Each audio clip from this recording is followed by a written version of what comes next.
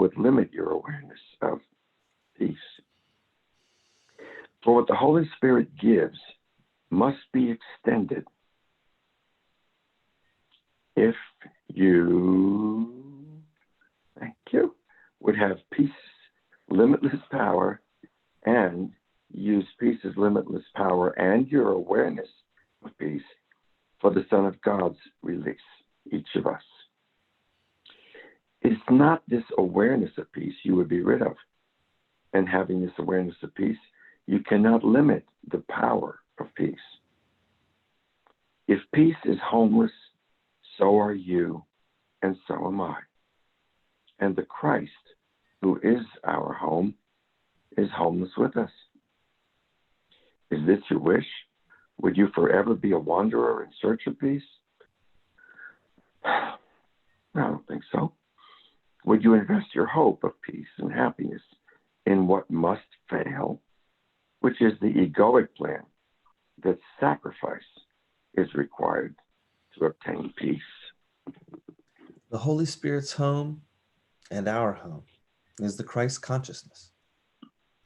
There's also this home of God. It is also the home of God the Father.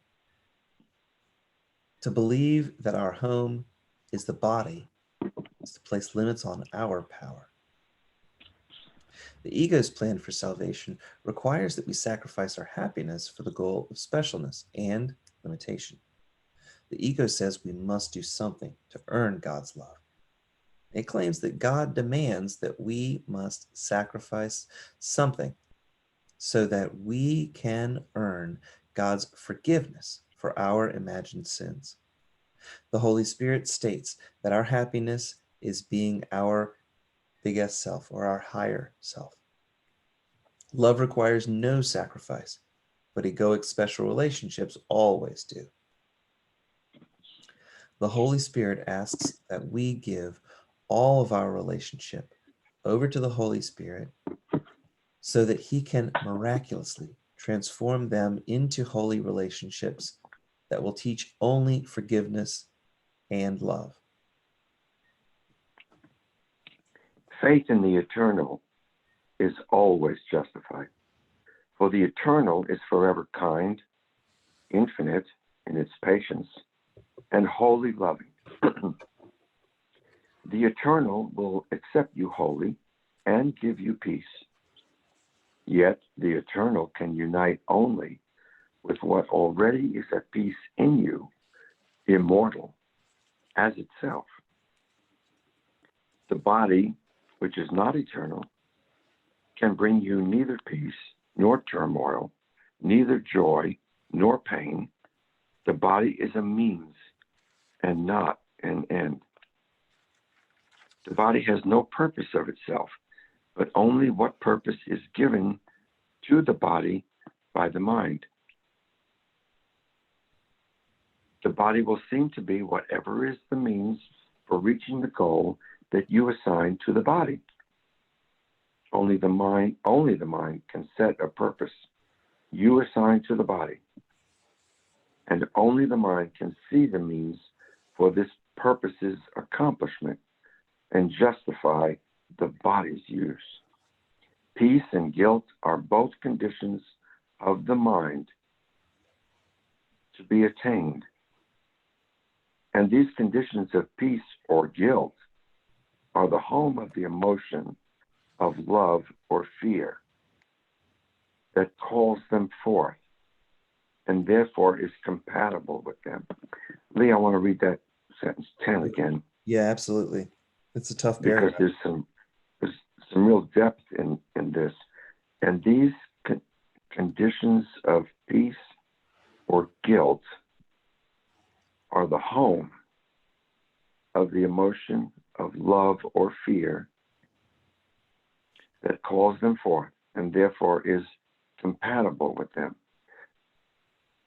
I'd like to come back to that sometime because I don't quite get the connection from the book. Yet, but from the book, that sentence is, and these conditions are the home of the emotion that calls them forth and therefore is compatible with them. If I read from 9, it might even make more sense. I'm going to go back to 8. actually. So all the way back to 8 here. All right. Reading from the book, from the original book, Right. not the one that we're reading, which is the book for dummies, right? Only the mind can set a purpose, and only the mind can see the means for its accomplishment and justify its use. Peace and guilt are both the conditions of the mind to be attained, and these conditions are the home of the emotions that calls them forth, and therefore is compatible with them. I think it makes a little bit more sense that way. Yeah, sometimes you have to kind of catch the flow and go with the flow, and you will get a deeper meaning. Whereas if you just look at what's on the surface of the water, the idea of flow here, the clarity you take apart too many pieces is in the dance rather than in the instructions for how to conduct yourself in a dance. Well said. Very good. Okay. Sometimes you have to surf on the surfboard instead of trying to figure out your golf swing, to mix a whole bunch of metaphors. The ego and its thought system is based on the emotion of the fear, which arises, and don't forget your follow through. When you tee off from the top of the wave, how does that work? Well, it's easier to get to the green if you're golfing from the top of the wave. Oh, that's true. Okay, thanks for clarifying that one. The ego and its thought system are based on the emotion of fear, which arises out of our self-imposed guilt. The Holy Spirit and its thought system are the voice for the emotion of love, whose condition is peace.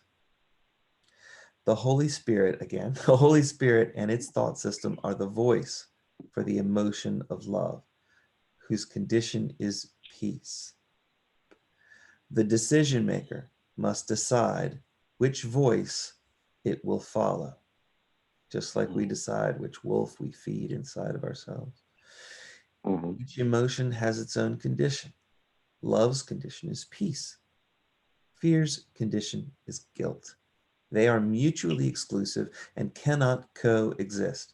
While time exists, our decision maker must choose what emotion it will value. That's either peace or it's fear. Peace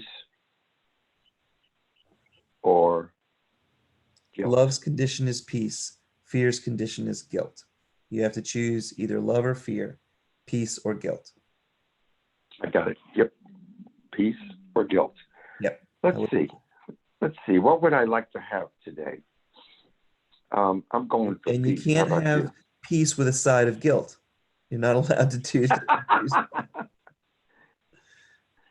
Very well said. But what about dessert? Why don't you get on and read the next paragraph? Dessert is pure love most of the time. But think you, which emotion and condition is compatible with you? Here is your choice, and the decision as to which emotion you will follow is free. But all that lies in the emotion of either love or fear will come with the decision, and what you think you are can never be apart from the decision as to which emotion you will follow. The body is the great seeming betrayer of faith. That's quite a sentence. In the body lies disillusionment and the seeds of faithlessness, but only if you ask of the body what the body cannot give, which is love. Can your mistake be reasonable grounds for depression and disillusionment and for retaliative attack on what you think has failed you, which is the body? Use not your error of identifying yourself as the body as the justification for your faithlessness. You have not sinned, but you have been mistaken in what is faithful, and the correction of your mistake of identifying yourself as the fearful body will give you grounds for faith. It's our decision to identify ourselves. It's our decision to identify ourselves as the body instead of unlimited mind. That's the source of our problem. This decision for separation was a mistake, not a sin. Mistakes only require correction, not punishment.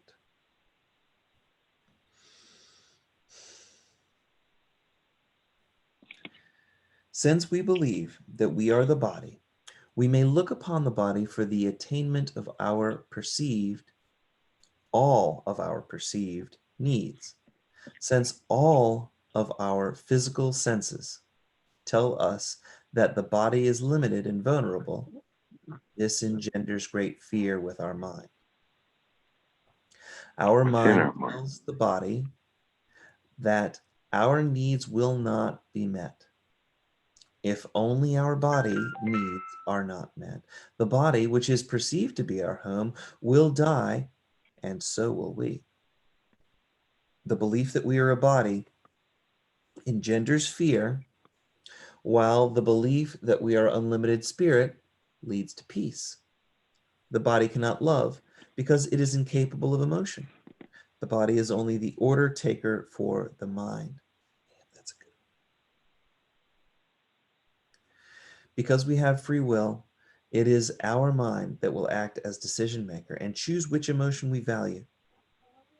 If the mind perceives itself as a body, we must choose fear. We need to ask for the guidance of the Holy Spirit if we are to choose for love and its condition, which is peace. The peanut joined us. Mm-hmm. Whoops. Here we go. It is impossible to seek for pleasure through the body and not find pain. That's quite a statement. It is essential that this relationship of seeking pleasure through the body yet finding pain be understood. For this relationship of seeking pleasure through the body yet finding pain is one the ego sees as proof of sin. This relationship of seeking pleasure through the body yet finding pain is not really punitive at all. Pain is but the inevitable result of equating yourself with the body, which is the invitation to pain. For the body invites fear to enter, and fear becomes, for the body invites fear to enter, and fear become your purpose. Okay, it's inviting both. I lost the tense there for a second. The attraction of guilt must enter with fear. And whatever fear directs the body to do is therefore painful. The body will share the pain of all illusions, and the illusion of pleasure will be the same as pain. Oh, that is confusing. It's confusing. It's also very deep, and Oh my thank God we don't my banana bread. stay there most of the time. Go take care of your banana bread. All right. Be back in a